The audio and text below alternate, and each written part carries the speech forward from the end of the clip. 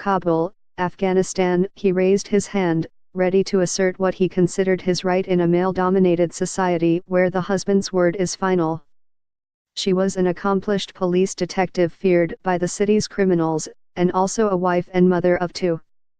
Her duties clashed with the expectations at home, despite all her efforts to balance them. There on the movie screen, he slapped her and she slapped back harder. The audience, about 60 people in a smoke-filled Kabul theater, erupted in applause. "People love that slap," said Roya Sadat, the director of the 85-minute film, A Letter to the President, now Afghanistan's submission for Best Foreign Language Film at the Academy Awards next year. "It's not easy for the people to accept a woman slapping a man. But the film affects them. The slap is a really enjoyable slap. In fact, it's a slap to the face of all the injustice women face here."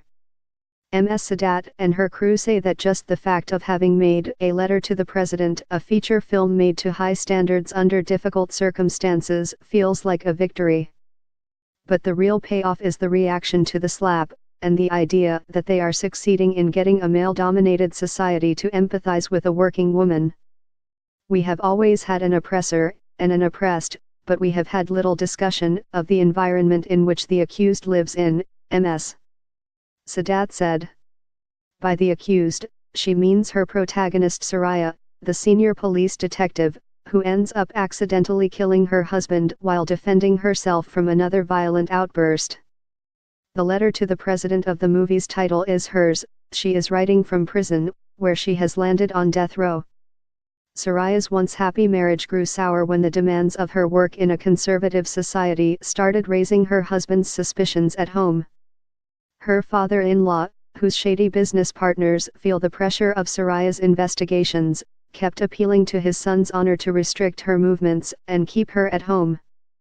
From the time she conceived the story in 2010, it took Ms.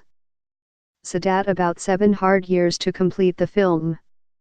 More frustrating were the bureaucratic hurdles after the movie was done, as she tried to meet simple criteria for Oscar selection. Organizing screenings at commercial cinemas was a difficult task because there are just a couple of government cinemas, and they usually show only old Indian movies. If a director wants to screen her own film, she has to rent the cinema and then go through a lengthy process of her film's content being checked. Officials at the country's highest cinematic institution, the Afghan Film Commission, also dragged their feet in signing a letter she needed as part of her submission, Ms. Sadat said. She began making movies as a high school student in the western city of Herat.